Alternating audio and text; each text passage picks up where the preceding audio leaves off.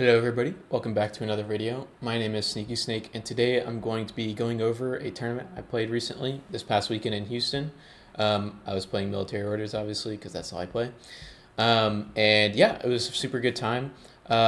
Nothing super out of the ordinary, but I did play a really fun list that I just wanted to share with y'all, get y'all's thoughts and comments. So yeah, without further ado, let's get into it. So first here, I have the list that I made. It has Joan linked in a duo with the Knight of Santiago hacker. Enough said. And then Crux with two Teutonics, just the standard Harris team. Crusader, multi-sniper core, and then two Trinitarians, Mulebot, Warcore. So yeah, um, I mean, this list was the list of all time.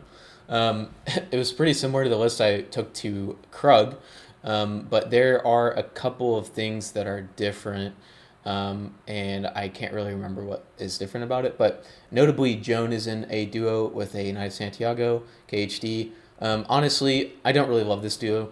I've used it a couple times, and it's like okay, but like I don't know, you really want to be getting that like +1 special dice out of your point man, and yeah, just didn't really do anything for me honestly. Um, yeah, so um, yeah, that's basically all I have to say about this list. Honestly, I just didn't really like it. There's only two like really like active teams that you're going to be using. It's either no, it's either going to be Joan and then Knight of Santiago KHD or the Crux like Harris team. Either one of those teams will be doing like all of your active turn stuff, but yeah, like the Trinitarians are great because obviously they can have like the MSRs and whatnot, but yeah, I don't know. I'm gonna have to go to the back to the drawing board on this one just because this was kind of failed me. Um, anyway, list two. This was graciously sent to me by not sure how to say the name, but EM. Yeah, super great list. Um, I guess I could just go into it. So you've got the duo of the two Knights of Santiago, beautiful as always. Love those guys. And then I have the combat jumper Knight of Santiago with the KHD. Just a lot of like value there that you can kind of distribute as you like. And then we've got Crusader FO, Pathfinder, Trinitarian KHD, Crosier MSR with the Knight Commander, and then Paramedic, Mulebot with the Evo, MSR Trinitarian, Crusader with the Disco, Raven Eye, Fugazi, Warcore. So yeah, there's just a lot kind of going on in this list. Why I like this list a lot more than my other one, well, it's kind of obvious, I guess, but like you have an active, like you have active units in the form of the Knight of Santiago duo. You have active units in the form of the Knight of Santiago combat jumper, or the Crusader with the FO, or the Crusader with the Disco Baller, or the Trinitarian KHD. You just have so many attack vectors that you can kind of like utilize to either do the mission or to attack into your opponent. And there's just like a lot to really love here. And then even then, like the Pathfinder too can be used to like push buttons and whatnot. So yeah, I really enjoyed playing this list a lot more. So big shout out to EM for sending that to me. So yeah, I'm just gonna go over like what each mission and matchup was like, and then I'm gonna just end it off with like, yeah, final thoughts. So, um, my first round was acquisition against ISS. I won 8-0. And yeah, I think I just kind of won like um, based on list building, honestly. Like acquisition is extremely round two or sorry second player favored, and so my opponent won the um, lieutenant role, and then he chose to go or sorry he chose deployment, and I was like, well, I only have 10 models on the board anyway, so I don't even care. I'll just go like I'll just choose to go second and deploy first. Like it's not really a big deal to me. Um, Side note: this is the massive benefit of Trinitarian multi snipers. Like you can literally just go second every single game, and it matters a lot less because you're active like units like your arrow units like the Trinitarian, like you can just stand them up, and your opponent's not going to know where they are because they're hidden deployment. So, yeah, just that's one of the really nice things about the Trinitarian is that they give you a lot of like turn flexibility, I guess. But yeah, anyway, yeah, the game kind of just like went how you would expect, right? Like I didn't reveal basically anything until round 3, and then third round I just dropped in my guys and revealed the Trinitarian KHD, and then just like won, basically. I mean, it's just that simple. Like, yeah, this list is extremely good for acquisition. So, that being said, my opponent did play really well, and I think he just got like kind of unlucky with some stuff. Like his motorized bounty hunter was able to like run through my Knights of Santiago, and that was kind of tough. But like, um, yeah, his like long wing came up to like fight my Knight of Santiago Spitty in suppression, and on his active turn he managed to waste a bunch of orders to do nothing to the Knight of Santiago, and then take 2 wounds in the process. So just kind of unlucky on his part, but like that's just the nature of the beast sometimes. So yeah, this was a super fun game, super good opponent, and yeah, just a good time overall. Um, the next matchup I played was against Kestrel on Frostbite. So Frostbite is not a terrible mission for MO. We vibe. There's stuff that you can do, but overall, it's not an amazing mission for us. It's just kind of like a either or. That being said, KFC is probably the hardest like matchup for MO to play into, barring maybe like vanilla combined army. But like yeah, it's just there's a possibility that you don't bring a Crux and you roll up against a Blair and you just can't do anything. Yeah, and that is sad. But it does happen. Yeah, but unfortunately, my opponent took probably the unit that's far worse for MO, which is the Red Eye, because MO has one form of defense, right? It's hard arrows in the form of like a Cuirassier sniper or whatever, and then Trinitarians. And if your Trinitarians can't outrange whoever is like attacking you, there's a high possibility they're just gonna kill you in like one order. And that's exactly what happened. I stood up my core of Cuirassiers because I was like, I know he's gonna be bringing like a bunch of red eye or like a red eye and then like a Squalos.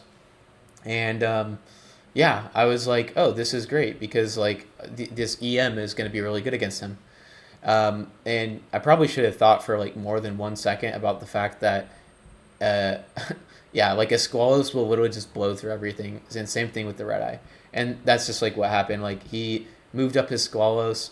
The Squalo killed uh, like all the Cuirassiers that were standing up. They all just died to the Squalo.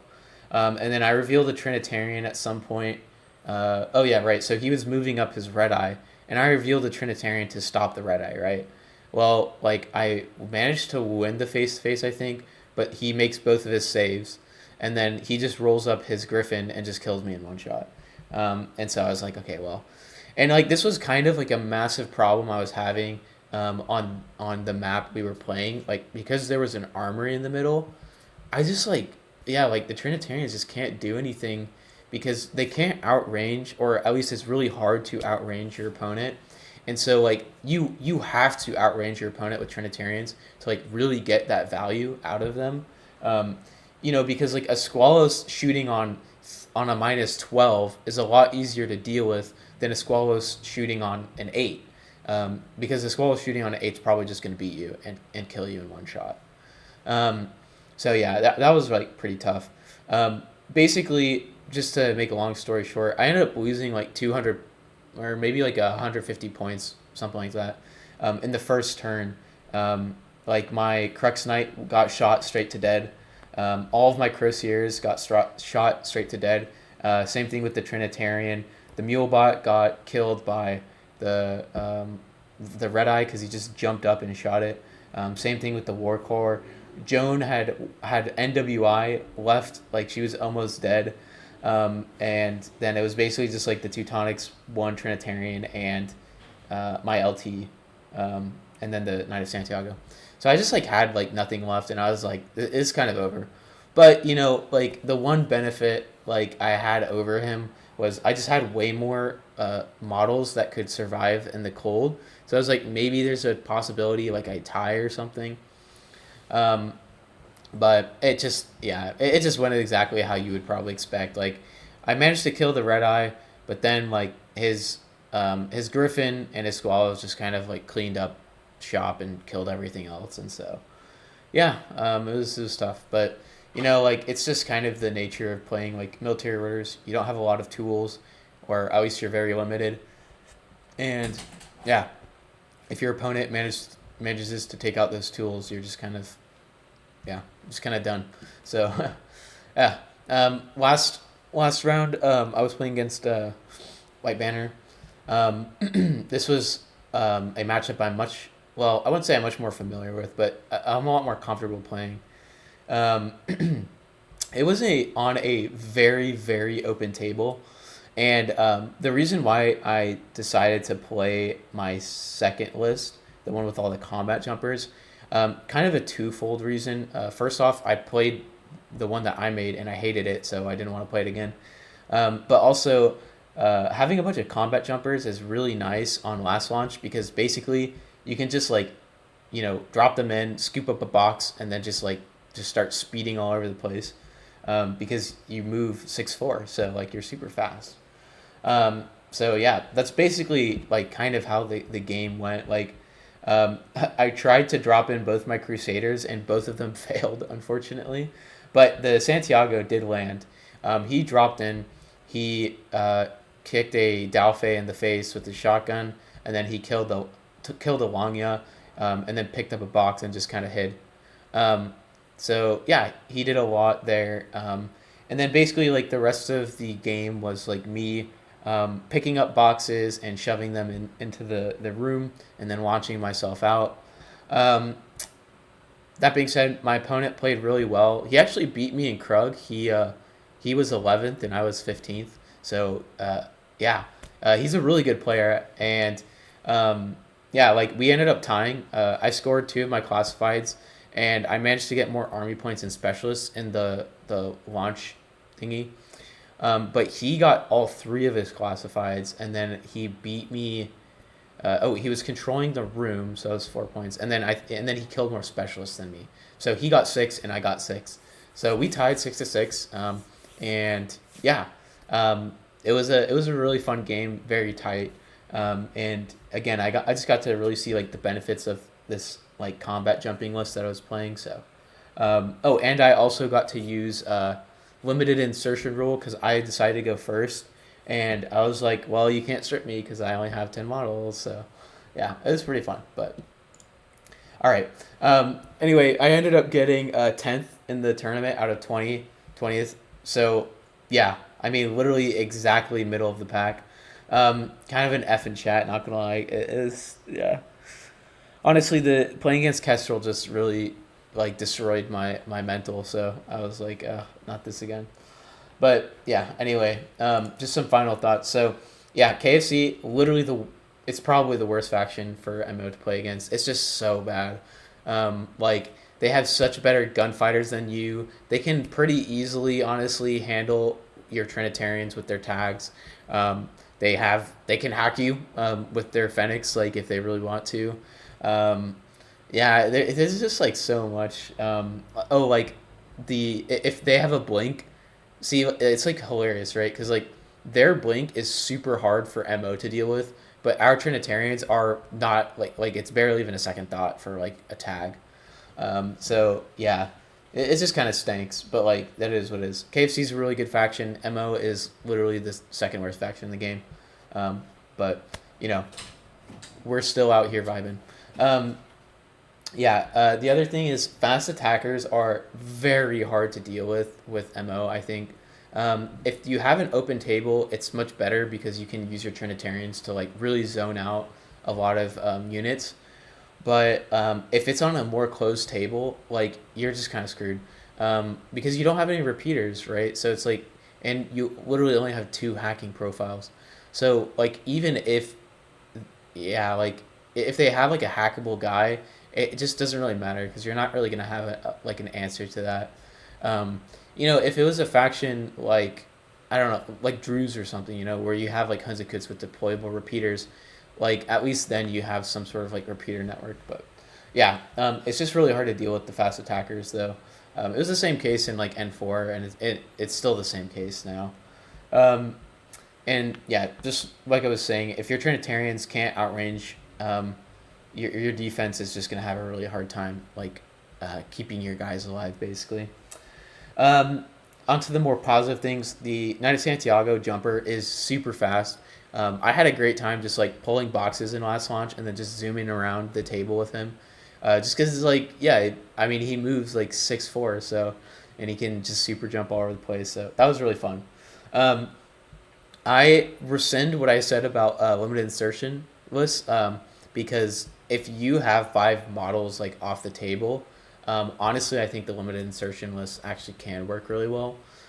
You obviously like have to, reveal them over time and like kind of trickle them in whenever you need them. But honestly, like yeah, it's like they can't strip you first turn, which means that like yeah, you just have a lot of orders to kind of play with, and honestly, yeah, it was just really fun.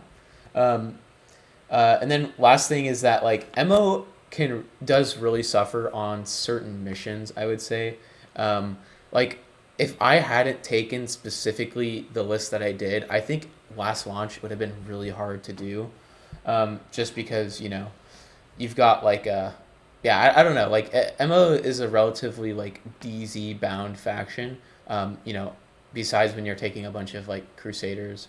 Um, so yeah, it can be like a little bit hard to have to like run up, grab stuff from a box, and then run into a different armory. But that being said, yeah, I still had a really good time at the tournament. It was really fun, very informative, and I just got to really play around with like combat jumpers and just see that actually they're really valuable and they can actually do a lot in military orders. So I'm glad to have learned something, and to have something new to take away. If you guys end up trying out this list, like let me know how it goes. I thought it was really fun. So yeah, that's all I've got for y'all today. So hope you guys have a good rest of your day. Bye.